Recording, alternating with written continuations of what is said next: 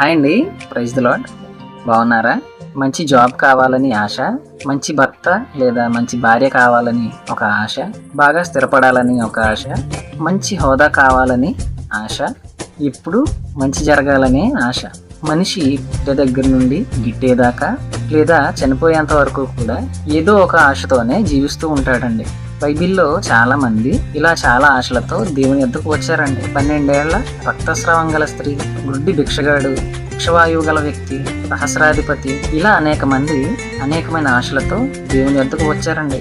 ఒకరు స్వస్థత కోసం, ఇంకొకరు చూపు కోసం, ఇంకొకరు చావు నుండి జీవం కోసం. వారు ఆశపడి ఎంతో విశ్వాసంతో వచ్చారండి. వారు కోరుకున్నది కూడా పొందుకొని వెళ్ళారండి. అయితే మనం దేవుని యొద్దకు ఏ ఆశతో వెళ్తున్నాము? దేవుని యొక్క చిత్తంలో లేని ఈ లోక ఆశలతోనా, లేక దేవుని చిత్తంలో ఉండేటటువంటి మన ఆత్మీయతను బలపరిచేటటువంటి ఆశలతోనా? దేవుని చిత్తంలో ఉండే ప్రతిదీ మనం పొందుకుంటామండి. కాకపోతే మరి దానికి కావాల్సింది ఆవగింజంత విశ్వాసం మాత్రమే. విశ్వాసంతో దేవుని యొద్దకు రానేస్తామని నీ ఆశగల ప్రాణాన్ని దేవుడు తృప్తిపరుస్తాడు. తేజోమహుడైన దేవుడు నీ ప్రతి ఆశను నెరవేర్చునుగాక. ఆమేన్.